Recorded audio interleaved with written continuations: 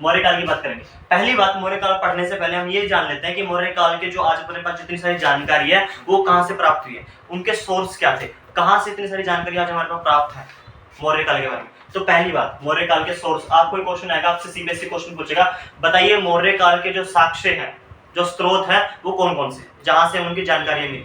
तो मौर्य काल के स्रोत पढ़ेंगे सबसे पहले, तभी तो पता लगेगा ना कहां से जानकारी मिली है। तो पहली जानकारी तो सबसे इंपॉर्टेंट, मैं तुम्हें कल भी बताया था, इंडिका बुक।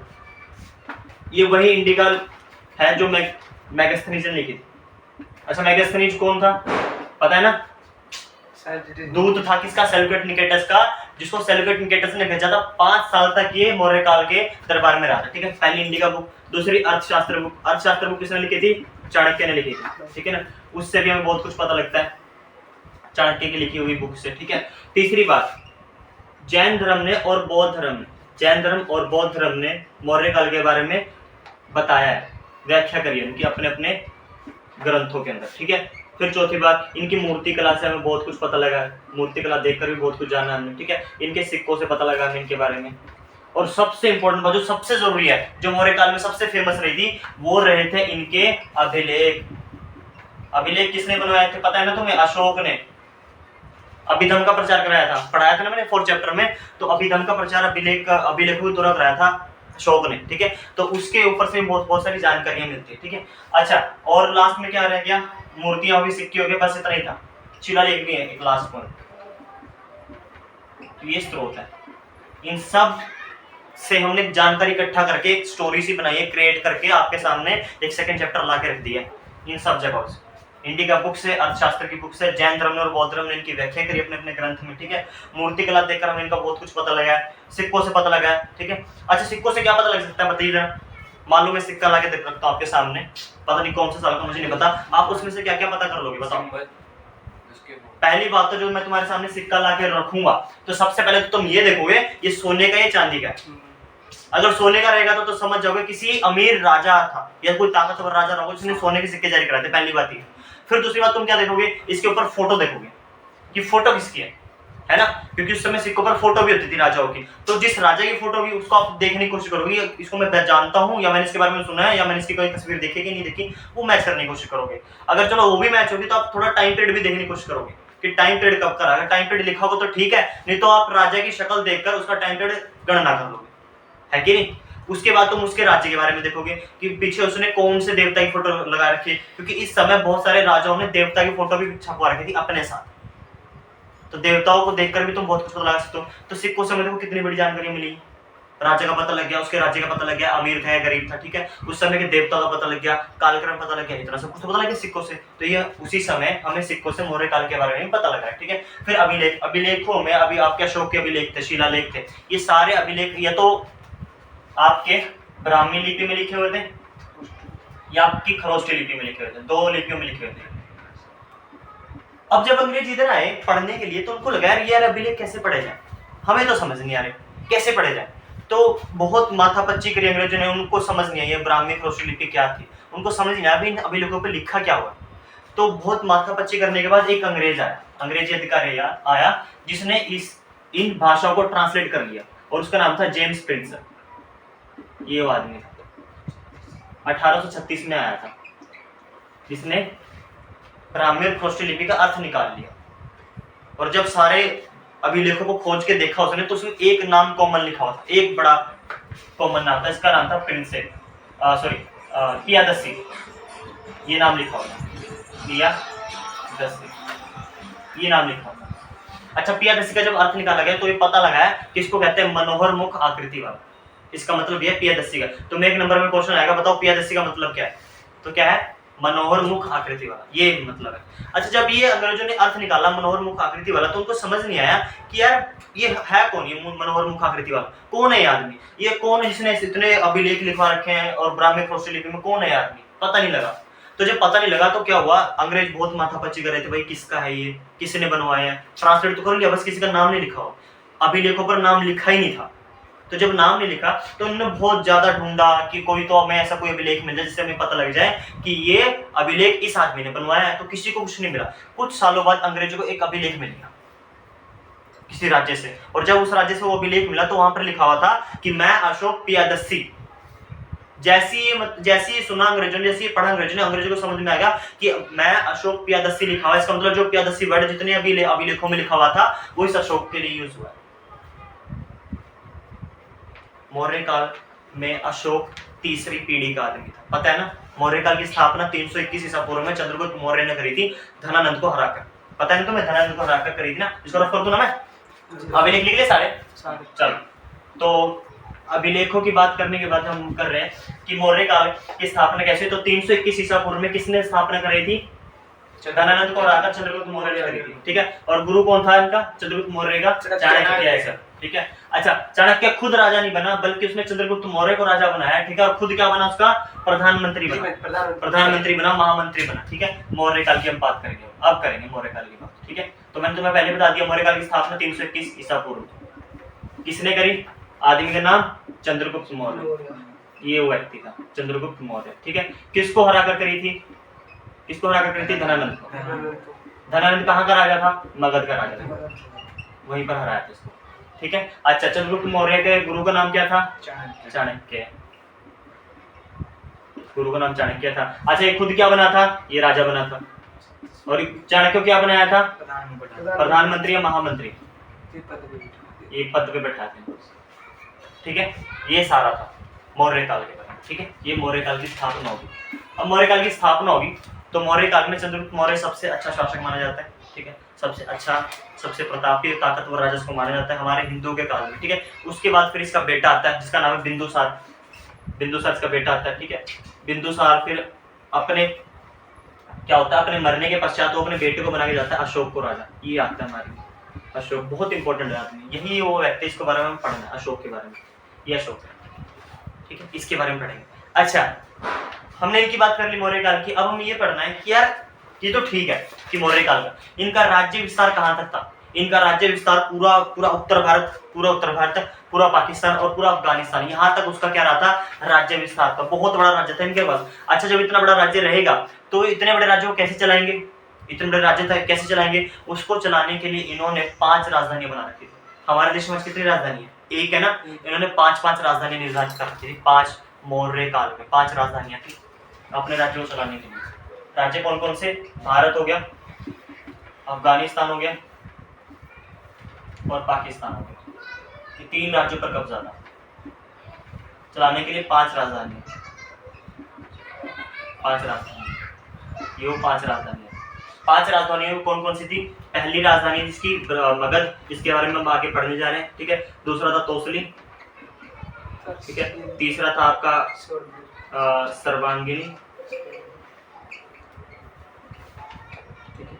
और जो चौथी थी इसकी वो थी उज्जैनी, ठीक है। और एक और रहेगी, अभी बता देता हूँ, कोई नहीं, मगध, तोसली, हाँ। तो ये 5 राजधानियों के द्वारा वो अपने राज्य पर शासन कर सकता। अच्छा, इतना बड़ा राज्य, इसको चलाने के लिए चंद्रगुप्त मौर्य ने या मौर्य काल के अंदर समितियां बना रखी थी। वो अपने काल को ऐसे नहीं चलाता था, मतलब कोई जैसे महामंत्री चला रहा है, चाणक्य चला रहा है, चलाता तो वही था, पर मौर्य काल को चलाने के लिए उसने 5 राज, मतलब 6 समितियां, एक मुख्य समिति होती थी पूरे राजधानी को चलाने के लिए पूरे के पूरे, और 5 उप समितियां या 6 उप समितियां, इनके द्वारा चलाया जाता था पूरा शासन। एक मुख्य समिति, इस मुख्य समिति के अंदर 30 व्यक्ति आते थे, और इन 30 व्यक्तियों के नीचे बहुत सारी समितियां थी जिसको बोलते हैं उप समितियां। इनके अंदर भी कितने आदमी थे? 30 आदमी थे। इन सब का काम था, इन सब का काम क्या था? पूरे राज्य को चलाते थे। क्या करते थे? किसी को हाथियों का काम है, किसी को हथियार साफ करने का काम है, किसी को सेना को ठीक रखने का काम है, किसी को हथियार बाहर से लाने का काम दिया हुआ है, किसी को हाथी को चारा डालने का काम दिया हुआ है, किसी को सेना का खाना पीना तैयार करने का काम दिया, कपड़े धोने का काम दिया हुआ है, किसी का व्यापार करने का काम दिया हुआ है। ये सारे अलग अलग काम बांटे हुए थे मौर्य काल के अंदर। इसमें से एक मुख्य समिति थी, ठीक है, उसके अंदर 30 व्यक्ति थे। उन्हीं 30 व्यक्तियों के अंदर बाकी की उप समिति आती थी, जिसमें कि उसमें भी 30 आदमी थे। वो सारे काम करते थे मिल मिलाकर। तो एक समिति और 6 उप समितियां, ये सारे काम करते थे पूरे आपके मौर्य काल के अंदर। अब तुम्हें क्वेश्चन आएगा, बताओ मौर्य काल का प्रशासनिक तंत्र कैसा था? तो तुम बताओगे प्रशासनिक तंत्र मौर्य काल का काफी अच्छा माना गया, क्योंकि यहाँ पर एक राजा था, उसके बाद एक महामंत्री था। महामंत्री के नाम बताओगे? महामंत्री का नाम चाणक्य था और राजा का नाम चंद्रगुप्त मौर्य था। फिर तुम बताओगे उसके राज्य को चलाने के लिए एक समिति, एक मुख्य समिति थी, 6 उप समितियां काम कर रही थी, जिनका अलग अलग काम था, सारा बताओगे। ये सारा अलग अलग काम था। और 5 राजधानियों से अपने पूरे पूरे पूरे साम्राज्य को चलाते थे, 5 राजधानियों, ठीक है। मगध, तोसली, सर्वांगिनी, उज्जैनी, इन सब राजधानियों से वो अपने राज्य को चलाते थे। इतना बड़ा राज्य था, चलाना बड़ा मुश्किल था, इसलिए 5-5 राजधानी बना रखी, ठीक है। और ये सारा चलाया ऐसे जाता था। ये मौर्य काल का था, ऐसा है मौर्य काल। अशोक लास्ट में जो उसका लास्ट का जो मौर्य काल का जो कहते हैं सबसे प्रतापी राजा, लास्ट का नहीं, सबसे प्रतापी राजा अशोक को कहा जाता है। अशोक साम्राज्य को जीतता, बहुत बड़े साम्राज्य को जीतता है और राज्य का विस्तार भी करता है। जैसे ही अशोक को ये समझ में आता है कि यार मेरी वजह से ज्यादा लोग मर रहे हैं, उसका मन परिवर्तन हो जाता है, तो हथियार को डाल देता है। हथियार कब डाल देता है वो? कलिंग के युद्ध में 261 के अंदर। 261 में क्या डाल देता है? हथियार डाल देता है। जब हथियार डाल देता है तो उसी समय कलिंग को तो जीत लेता वो। अशोक का युद्ध था 261 में, कलिंग को जीतना, कलिंग को जीत लिया उसने। पर जैसे उसने देखा कि मेरे वजह से काफी बेगुनाह लोग मारे गए, मासूम लोग मारे गए, जिनका कोई कसूर भी नहीं था, जिनका कोई मतलब ही नहीं था, वो लोग मारे गए, तो जैसे उसने देखा तो उसका मन परिवर्तन हो गया। मन परिवर्तन हो गया तो धर्म परिवर्तन कर लिया। वो क्या बन गया? अब बौद्ध धर्म की तरफ चला गया। बौद्ध धर्म की तरफ जब गया तो उसको एक चीज बड़ी पसंद आई बुद्धों की, ठीक है। वो आया धम्म, अभिधम। अभिधम पता है ना, वही बड़ों का आदर करना, छोटों का सम्मान करना, महिलाओं को इज्जत देनी है, ठीक है, और अपने से गरीब व्यक्तियों के साथ अच्छा व्यवहार करना है, वो सारा अभिधम में था। तो अशोक ने अभिधम का प्रचार कराया था। जब वो उसने धर्म परिवर्तन कर लिया था और उसका मन परिवर्तन हो गया था, तब की बात है। तो धम्म की प्रचार करवाने लगे। धम्म प्रचार करवाने के लिए उसने धम्म महामत नाम से एक संस्था बना दी। धम्म महामत नाम से एक संस्था बना दी और इस संस्था में काफी सारे लोगों की नियुक्ति करी, जिनका काम सिर्फ क्या था? धम्म का प्रचार करना। अब प्रचार करने के लिए इसने धम्म का प्रचार करने के लिए अपने बेटे को भी श्रीलंका भेजा था, धम्म का प्रचार करने के लिए। बहुत ज्यादा इसको ये इंप्रेस हो गया था धम्म से, बहुत ज्यादा इंप्रेस होता। और जैसे ही ये धम्म से इतना इंप्रेस हुआ तो कहते हैं कि इनके पतन का कारण भी आपका फिर कौन बना था? अशोक ही बना था।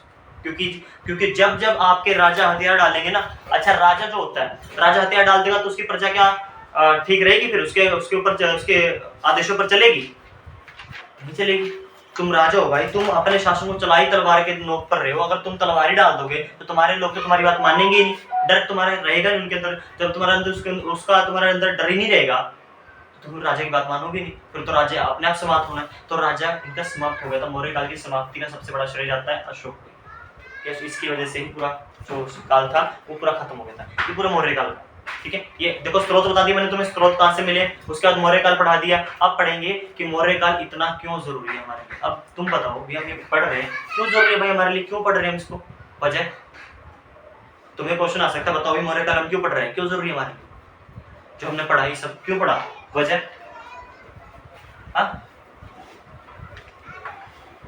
क्या वजह है?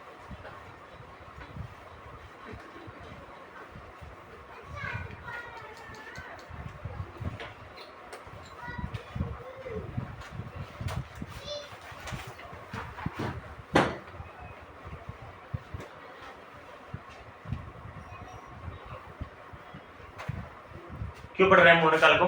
तो सबसे इंपॉर्टेंट बात ये है क्यों, है ना। क्वेश्चन आएगा क्यों। तो पहली बात तो जो क्यों का आंसर है वो ये है, इनका शासनकाल 150 साल चला, बस मात्र कितना? मौर्य काल मात्र 150 साल तक राज किया। दूसरी बात, ये काफी कल्याणकारी राजा थे, कल्याणकारी राजा थे। अशोक बहुत कल्याणकारी राजा था, चंद्रगुप्त खुद कल्याणकारी राजा था, लोगों के लिए बहुत ज्यादा काम किए चंद्रगुप्त मौर्य ने, अशोक ने, दोनों ने बहुत अच्छे काम किए, ठीक है। उसके बाद इन्होंने कोई उपाधियां धारण नहीं करी थी। उपाधियां पता है ना, मैंने बताया था तुम्हें उपाधियां क्या होती है, जो नाम के आगे लिखती है उनको उपाधियां बोलते हैं। जैसे अकबर का नाम था जलालुद्दीन, उसने अपने नाम क्या लगाया? अकबर लगाया, ठीक है। सलीम नाम था जहांगीर का, उसने अपने नाम के सामने क्या लगाया? जहांगीर लगाया, ठीक है। ये सब उपाधियां होती हैं, ठीक है। तो ये उपाधियां इन्होंने नहीं लगाई। बड़े बड़े राजाओं ने उपाधि धारण करी पर इन्होंने कोई उपाधि धारण नहीं करी, कोई उपाधि धारण नहीं करी, ठीक है। ताकतवर राजा रहे, ताकतवर राजा रहे, दैट्स वाई हम इसको पढ़ रहे हैं। ये क्वेश्चन का आंसर है। तुमसे पूछा जाएगा मौर्य काल को क्यों पढ़ रहे हैं, तो 4 कारणों की वजह से मौर्य काल को पढ़ रहे हैं। ये हमारा 150 साल तक इसने राज किया, बहुत छोटा काल माना जाता है, बहुत लंबा काल नहीं है हमारे मौर्य काल का। पहली बात ये। दूसरा इसका काम क्या है, दूसरा पॉइंट क्या है? कल्याणकारी कार्य करे इन्होंने। राजा जितने भी आए मौर्य काल में उन सब ने, चंद्रगुप्त मौर्य ने, अशोक ने कल्याणकारी कार्य करे, ठीक है। अब तीसरा पॉइंट है, इन्होंने कोई उपाधि धारण नहीं की। उपाधियां क्या होती है मैंने बता दिया, ठीक है। चौथी बात है ताकतवर राजा रहे, ठीक है ना, ताकतवर राजा कमजोर राजा नहीं रहे, इस वजह से हम इसके काल को पढ़ते हैं। ठीक है, ये कारण है हमारे इस काल को पढ़ने का, मौर्य काल को। समझ में? क्लियर है? ठीक है, आगे चलते हैं। की बात है वो ये है 16 महाजनपद। बड़ी इंपॉर्टेंट बात है कि 16 महाजनपद। देखो भाई 16 महाजनपद जब हमारे राज्य नगर स्थापित हो रहे थे उस समय 16 महाजनपदों का बड़ा जिक्र आता है हमारे बुक के अंदर। तुम्हारे सेकंड बुक के अंदर चैप्टर है तुम्हारा सेकंड, उसमें बड़ा रोल आता है 16 महाजनपदों में बहुत सारे जनपद आए थे। अच्छा, महाजनपद क्या होता है? महाजनपद वो जनपद होते हैं जिनके अंदर बहुत सारे गाँव होते हैं, बहुत सारे, ज्यादातर गाँव आते हैं जिनके अंदर काफी सारे गाँव आते हैं, तो उनको बोलते हैं 16 महाजनपद। बहुत ज्यादा फेमस थे। हमारी आपके जैन बुक में भी इनका उल्लेख किया गया है, बौद्ध धर्म की बुक में भी उल्लेख मिला है आपके 16 महाजनपदों का। मेगास्थनीज ने भी उल्लेख किया है आपके किसका, 16 महाजनपदों के बारे में। लेकिन इन तीनों बुकों में अलग अलग महाजनपद है, ऐसी बात नहीं। जैसे 16 महाजनपदों में सबसे ज्यादा जो फेमस रहा था वो मगध रहा था, सबसे ज्यादा जो फेमस है वो मगध रहा था। ठीक है, तोसली रहा था जो मैंने आपको बताया। ठीक है, उज्जैनी रहा था, सर्वांगिनी और तक्षशिला। ये तक्षशिला में पांचवी यही था, वो पांचवी राजधानी यही थी जो बताना भूल गए। ये सारे फेमस थे, और भी 16 है वैसे, पर 5 ही बहुत ज्यादा मेन है। ठीक है, और इन सब में एक मेन था मगध। तुम्हें क्वेश्चन आएगा, बताओ मगध की विशेषताएं। मगध की विशेषताएं 100% क्वेश्चन आता है, तुमसे पूछा जाता है कि बताओ मगध की विशेषताएं क्या है। तो मगध की विशेषता में तुम्हें 3 नंबर का क्वेश्चन आ सकता है, 2 नंबर का आएगा, इतना ही आएगा। देखो मगध की 4 विशेषताएं जिस वजह से मगध उस समय बहुत ज्यादा समृद्धशाली राज्य रहा था, और इसी वजह से यहाँ पर जितने भी राजा हैं हमारे हिंदू राजा, पृथ्वीराज चौहान से पहले जितने भी आए वो कहीं ना कहीं मगध के राजा रहे, कहीं ना कहीं मगध के राजा रहे। अब ये फेमस, इतना ज्यादा फेमस क्यों है? आज की डेट में देखो तुम बिहार की दशा। अच्छा, इसका नाम जो आज है, आज इसका नाम बिहार हो गया, पहले इसका नाम मगध था, आज बिहार हो गया। पहले नाम क्या था?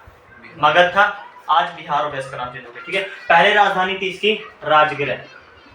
राजगृह तो आज भी है। राजगृह कहाँ? पहाड़ों में स्थित थे, पहाड़ों में के बीच में बना रखी थी राजधानी। पहाड़ों के बीच में क्यों बना रखी थी? राजा ने जानबूझकर बना रखी थी कि अगर कोई भी सामने वाला राज्य, कोई दूसरा राज्य, दुश्मन राज्य अगर अटैक करने आएगा तो नीचे से ऊपर आएगा ना, अगर नीचे से ऊपर आएगा तो हमारी सेना ऊपर खड़ी रहेगी, पहले से धड़ धड़ मार देगी, खत्म दुश्मन। इस वजह से को पहाड़ों में बना रखा था बीचों बीच, ताकि कोई इस पर अटैक जल्दी से ना कर पाए। अच्छा, फिर बाद में इसकी राजधानी को चेंज कर दिया गया, बिहार की राजधानी को चेंज कर दिया गया, राजगृह से चेंज होकर इसको बना दिया गया पाटलिपुत्र। अच्छा, पाटलिपुत्र को आज हम क्या कहते हैं पता है? क्या कहते हैं? पटना कहते हैं, जो आज भी है, जो आज भी है पाटलिपुत्र आज भी है पटना।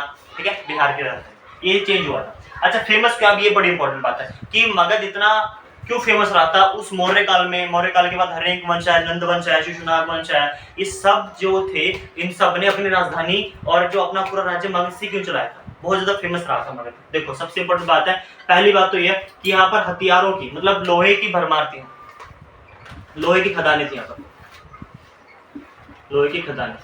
अब लोहे की खदानें रहेंगी तो इससे हथियार बनाए जा सकते हैं ना, हथियार बनाए जा सकते हैं। इस वजह से ये पहली बात इसकी फेमस होनी, पहली विशेषता इसकी। दूसरी विशेषता क्या थी इसकी कि ये गंगा नदी पर स्थित है, जिसकी वजह से हमारा आवन जावन बेहतर ढंग से हो सकता था। एक राज्य से दूसरे राज्य जाने के लिए आवन जावन बेहतर ढंग से हो सकता था। ठीक है, इस वजह से गंगा नदी पर स्थित था। तीसरी बात है, फिर कृषि अच्छी होती थी। गंगा नदी है पास में तो कृषि भी अच्छी रहेगी, है ना।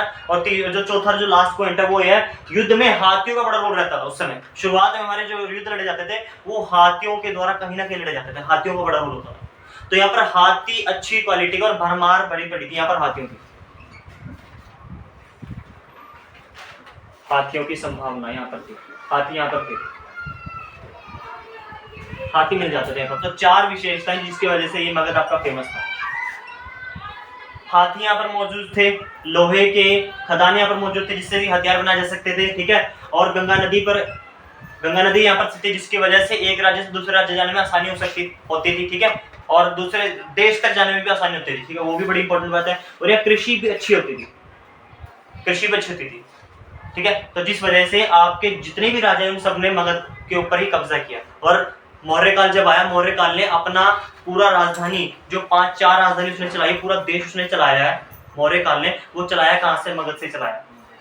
मगध उनकी सबसे बड़ी और सबसे इंपॉर्टेंट राजधानी रही थी, पाटलिपुत्र। मगध और पाटलिपुत्र वहीं पर रहते थे और वहीं से शासन करते थे। तो मगध इसलिए फेमस है 16 महाजनपदों में सबसे बड़ा, सबसे अच्छा और सबसे खतरनाक जो राज्य रहा वो यही रहा है। पहले राजधानी राजगीर थी, बाद में पाटलिपुत्र बना दिया। इसका नाम आज क्या है? पटना है, जो आपको पता थी। ठीक है, क्लियर हुआ? खत्म बात मगध की भी। चलिए आगे, मगध की बात आगे चलते चलो। अच्छा ये तो बात हुई चलो उत्तर की, उत्तर भारत की, है ना, ये सारी उत्तर भारत की बात चल रही है। अब थोड़ा दक्षिण में भी आना जरूरी है भाई, दक्षिण में क्या चल रहा था इस समय, वो भी जरूरी है ना। हम बात करें 6वीं शताब्दी ईसा पूर्व की ना, 6वीं शताब्दी ईसा पूर्व से 600 ईसा पूर्व से 600 ईस्वी तक की बात करें ना, तो उसमें हम एक बात और करेंगे। वो कौन सी बात है? वो है दक्षिण की बात। दक्षिण में क्या चल रहा था? जिस समय उत्तर में ये सब चल रहा था, उसमें दक्षिण में क्या चल रहा था?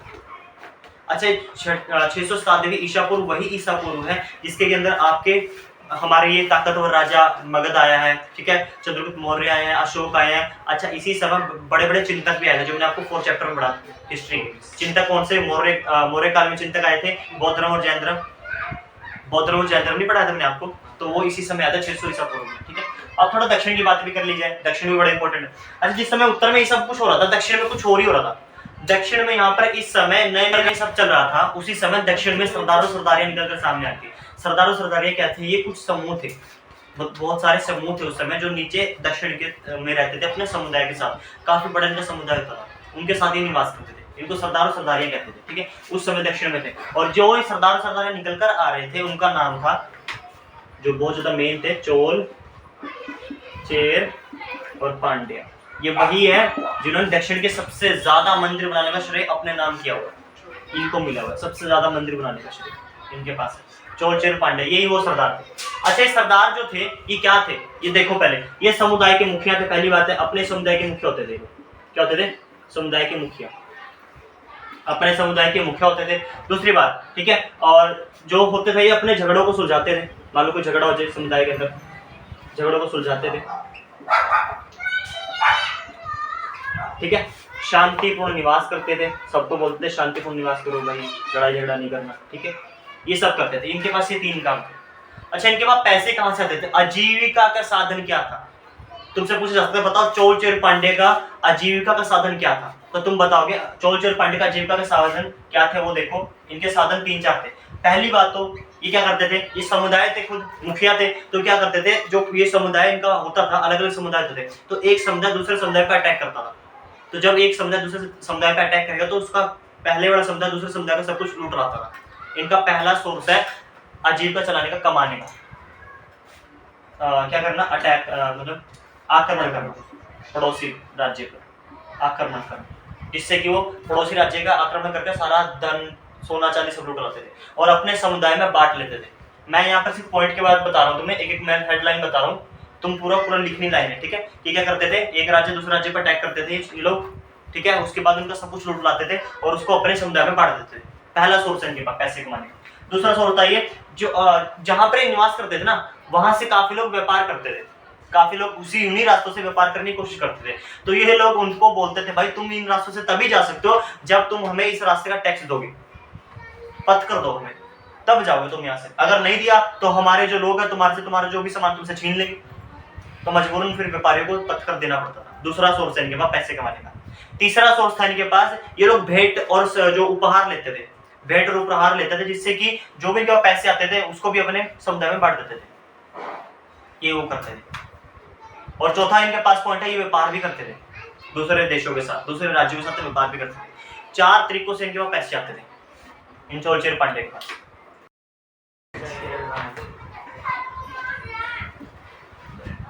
अब ये जो चोल चेर पांडे थे क्या करते थे? देखो भाई, चोल चेर पांडे यहाँ तक तो बहुत अच्छा काम करते थे, यहाँ तक उन्होंने ऐसे अपने पैसे कमाए, यहाँ तक उन्होंने काम किया।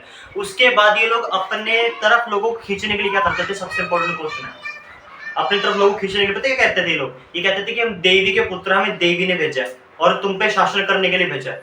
हम राजा है जन्म से और तुम्हारी प्रजा हो, हमें भेजा ही है राजा बनने के लिए और तुम पे राज करने के लिए। ये बात बोलते थे ये लोग आकर यहाँ पर। तो देवी के पुत्र के बाद इन्होंने क्या किया? ये भाई साहब ऐसे ऐसे काम करते थे लोगों को अपनी तरफ आकर्षित करने के लिए। इन्होंने क्या किया? पहली बात उन्होंने अपने आप को देवी का पुत्र बताया, देवी का पुत्र बताया, पहली बात। दूसरी बात, इन्होंने मंदिरों में मूर्तियां स्थापित करवाई, और वो मूर्तियां इन्होंने पता कैसे स्थापित करवाई? भगवान के साथ मूर्तियां स्थापित करवाई। भगवान की थोड़ी ऊपर रखी, अपनी थोड़ी नीचे रखी। मंदिरों में मूर्तियां स्थापित करी अपनी।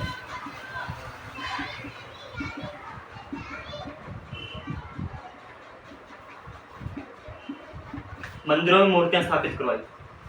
भगवान की मूर्ति थोड़ी ऊपर रहती थी, इनकी थोड़ी नीचे रहती थी, ताकि ये बताते थे, ये बताने के लिए कि भाई भगवान ही सबसे ऊपर है, सर्वोपरि भगवान ही, ठीक है। तीसरी बात, ये लोग सिक्के बनवाते थे भगवान की फोटो के साथ, एक साइड अपनी फोटो, एक साइड भगवान की फोटो, दिखाने के लिए, जानबूझकर लोगों को अपनी तरफ आकर्षित करने के लिए। और इन्होंने क्या किया लोगों को अपनी तरफ आकर्षित करने के लिए? इन्होंने जमीनें दान दी, जमीनें दान दी। हमारा देख लो इलेक्शन में क्या होता है, 1500-1000 रुपए में लोगों के वोट बिक जाते हैं, तो ये तो जमीनें दे रहे हैं, कितना लोग देखना सपोर्ट में आएंगे इनके, बहुत सारे लोग आएंगे, ठीक है, जमीनें दी। अच्छा, पांचवा काम इन्होंने ये क्या, इन्होंने मंदिर बनवाए, सबसे बड़ी बात तो यही है। लोगों को चाहिए क्या? धर्म। उनके लिए तुम कुछ भी कर दो, उनके लिए तुम अस्पताल बना दो, स्कूल बना दो, कॉलेज बना दो, वो तुमसे खुश होंगे ही नहीं। उनके लिए तुम एक मंदिर बनवा दो, तुमसे बहुत खुश है, सारे वोट तुम्हें ही दे देंगे, ऐसा काम करते हैं।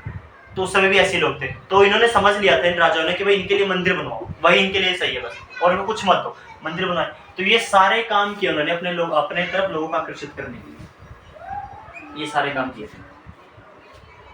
एक बार क्या हुआ, राजा को लगा कि यार मेरे लोगों के अंदर मेरे लिए क्या छवि है, मुझे चेक करना है, मुझे कैसे पता लगेगा। तो एक बार क्या हुआ, वो मंडी में चला गया, बाजार में चला गया, भेष बदल के चला गया, राजा खुद चला गया। तो जब वहां पर राजा चला गया भेष बदल कर, तो उसने किसी सब्जी वाले से पूछ लिया कि यार तुम्हारे राजा के बारे में बताओ कैसा है। तो सब्जी वाले ने बोल दिया कि तुम्हारा राजा तो बड़ा बेकार है, एकदम घटिया राजा है।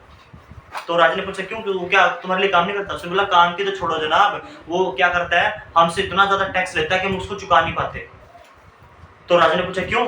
तो सब्जी वाले ने बताया कि देखो रात को तो डकैत आ जाते हैं, हम पे कब्जा, हमारा जितना पैसा होता है वो ले जाते हैं, डकैत आते हैं, ठीक है। दिन में राजा के सिपाही आ जाते हैं हमसे टैक्स लेने के लिए, हमारे पास पैसा बचता नहीं, इस वजह से हमारा जो शासक है निरंकुश है। तो यहाँ पर राजा की छवि निरंकुश थी, वो राजा को बहुत अच्छा नहीं समझते थे, बहुत घटिया समझते थे। इसी वजह से फिर लोग क्या हुए, जब डकैत भी आ रहे हैं, जब राजा के सिपाही भी कर लेने कह रहे हैं, अब जब बेचारों को पैसा नहीं बचेगा तो कृषि क्या आपके लिए कर रहे हैं?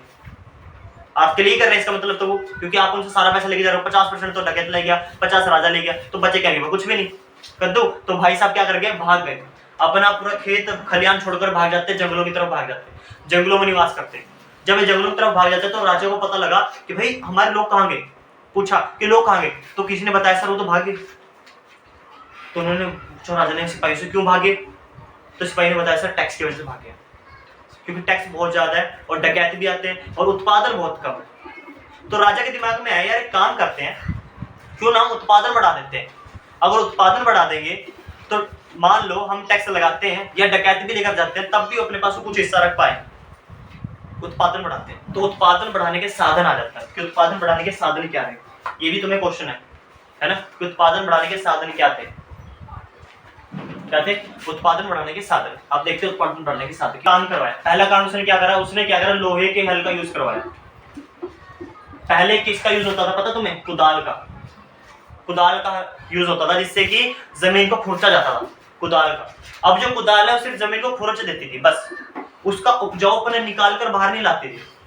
तो उस समय फिर राजा ने लोहे का यूज करवाया, लोहे का फल लगवा दिया आगे कि भाई ये लगाओ।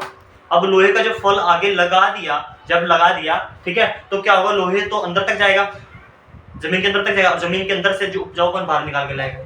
तो उपजाऊपन के लिए इसने लोहे का यूज करवाया, ठीक है। दूसरी बात, इन्होंने नहरें बनवाई सिंचाई करने के लिए, नहरें तालाब बनवाए, नहरें और तालाब बनवाए सिंचाई करने के लिए। किसके लिए? सिंचाई के लिए। सिंचाई अच्छी होगी, पानी अच्छा मिलेगा तो फसल भी अच्छी होगी भाई, है कि नहीं? सिंचाई बना और नहरें बना, ठीक है, ये किया। उसके बाद इन्होंने जमीनें दान करी, लोगों को प्रोत्साहित करने के लिए जमीनें दी कि भाई ये लो जमीनें, उस पर खेती करो। अच्छा, अगर ये जितनी जमीनें बांट सकते हैं उतनी जमीनें बांट देंगे तो इनको फायदा है कि नुकसान है? फायदा है। कैसे फायदा है? टैक्स मिलेगा, जमीनों को किसानों में बांटना।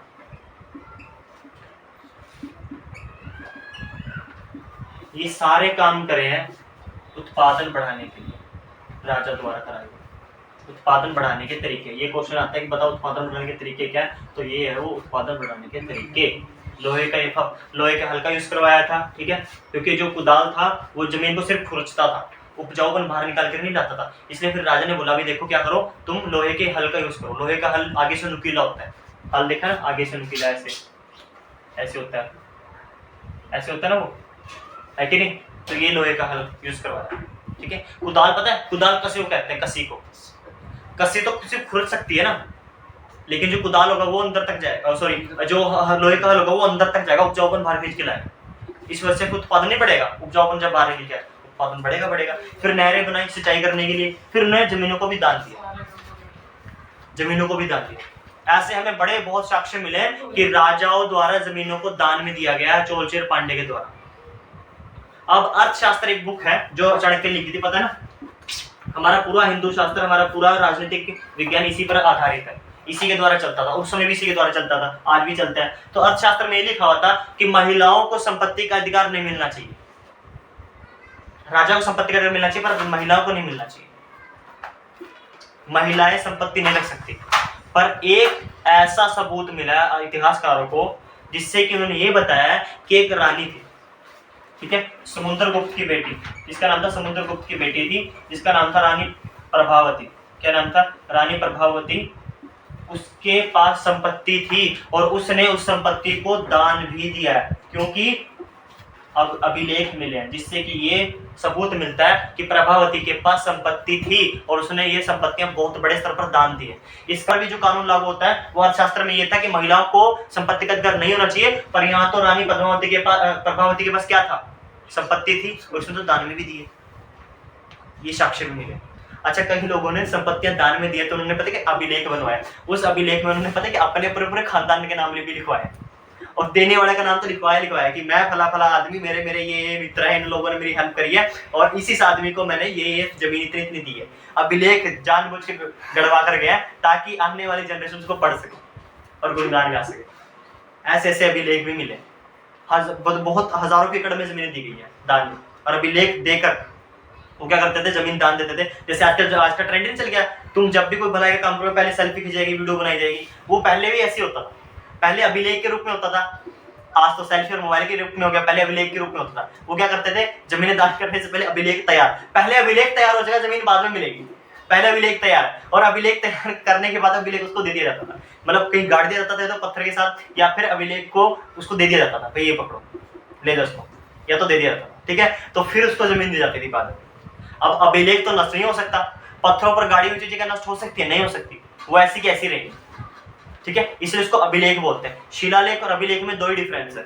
शिलालेख पिलर्स को कहते हैं, जो पिलर्स होते हैं, अभिलेख होता है जो पत्थरों पर गाड़ कर लिखे जाते हैं। अच्छा, शिलालेख पर भी गाड़ कर लिखा जाता है, पर वो शिलालेख क्यों? क्योंकि वो पिलर्स है, और जो अभिलेख है वो पत्थरों पर लिखे जाते हैं गाड़ कर, इसलिए इसको अभिलेख कहते हैं, ठीक है। तो इतने बहुत सारे अभिलेख भी मिले हैं जिससे कि हमें पता लगा कि संपत्तियां दान करेगी, ठीक है। यहाँ तक क्लियर है। अब आया व्यापार की बात कि ये चोलचेर पांडे की बात हमने कर ली, अब व्यापार की बात करनी है कि व्यापार कैसे होता था। इनका व्यापार दूसरे देशों के साथ होता था, और कहां से होता था? आपके हिंद महासागर से होता था, अरब सागर से होता था, बंगाल की खाड़ी से होता था। इनका व्यापार दूर दूर के देशों के साथ होता था। कैसे होता था? क्योंकि हमें इनके सिक्के रोमन साम्राज्य में मिले। रोमन साम्राज्य, सोचो, इनके सिक्के हैं, रोमन साम्राज्य मिले, और रोमन साम्राज्य के सिक्के हमें यहाँ पर चोलचेर पांडे के पास मिले, जिससे क्या अंदाजा लगाया जा सकता है कि इनका व्यापार होता होगा, है ना। ऐसे तो सिक्के नहीं मिल सकते, ऐसे के सिक्के अपने आप चले गए नहीं, या तो व्यापार हुआ होगा तभी गए ना। तो इनके व्यापार दूसरे देशों के साथ होता, चीन के साथ, आपके एशिया, मध्य एशिया के साथ, दक्षिण एशिया के साथ, ठीक है, और जापान के साथ, चीन के साथ, इन सब देशों के साथ इनका व्यापार होता था, इन सबके साथ इनका व्यापार होता। और व्यापार के रूप में क्या लेते थे? व्यापार जब भी करते थे दूसरे देश का, था व्यापार के रूप में पता क्या लेते थे? सोना और चांदी लेते थे। सोना और चांदी, सबसे ज्यादा सोना लिया जाता, सबसे ज्यादा मात्रा में सोना लिया जाता, सबसे ज्यादा। तुम्हारा बुक में एक हेडलाइन है कि व्यापार के रूप में वो क्या लेते थे, मतलब पैसे के रूप में क्या लेते थे। तो पैसे के रूप में तो सोना लेते थे, चांदी लेते थे, लेकिन सबसे बड़ी बात है वो सोना लेते थे। सोना बड़े रूप में, बड़े संख्या में हमारे भारत देश के अंदर एंटर होता था, इसलिए हमारे भारत को सोने की चिड़िया भी कहा जाता था। बहुत ज्यादा सोना था हमारे भारत के अंदर, बहुत ज्यादा। और जब ये सोना आया हमारे देश में तो इसी सोना का यूज पता क्या कर दिया? फिर राजा ने सिक्के बनवा दिए सोने के, राजाओं ने, जो भी चोलचेर पांडे थे उन्होंने सिक्के जारी करवा दिए सोने के। अच्छा, सबसे पहले जो सिक्के जारी कराए थे वो भी बहुत इंपॉर्टेंट है, हिंदी यूनानी में करे थे। हिंदी यूनानी को कहा जाता है सबसे पहले जो सिक्के जारी करे थे, हिंदी यूनानी में। उसके बाद जो सिक्के जारी हुए, अच्छा, हिंदी यूनानी ने फोटो के साथ जारी करे थे, फोटो के साथ। उसके बाद कुषाण राजाओं ने जारी करे, कुषाण राजाओं ने अपने साथ भगवान की फोटो लगाई। फिर तीसरी बार जिसने जारी किया वो आपके गुप्त साम्राज्य। गुप्त साम्राज्य में सिक्के भारी और अच्छे होते थे, भारी सिक्के फोटो के साथ अच्छी क्वालिटी के होते थे गुप्त साम्राज्य के। उसके बाद मौर्य काल क्या है, ठीक है, तो पहले सिक्के जारी करे हिंदू यूनानी ने, उसके बाद कुषाण राजा ने, उसके बाद गुप्त साम्राज्य ने, ठीक है। पहले ये जारी करते फोटो के साथ हिंदू यूनानी ने, फोटो के साथ और भगवान की फोटो के साथ कुषाण राजा ने जारी करे। उसके बाद फिर गुप्त साम्राज्य ने जारी करे भारी सिक्के फोटो के साथ, भगवान की फोटो के साथ भारी सिक्के जारी करे। उसके बाद गुप्त मौर्य काल में करे, ठीक है। ये सब ऐसे करें, ठीक है। ये सारा एक टाइम ऐसा आ गया था जिस समय सोने की अकाल पड़ गया, तो सोना मिला ही नहीं। तो इतिहासकार ये अनुमान लगाते कि शायद सोने का किसी ने स्टोर करके नहीं रखा, सोना किसी ने स्टोर कर नहीं रखा, इसी वजह से सोने की अकाल पड़ गया, सोना मिला ही नहीं।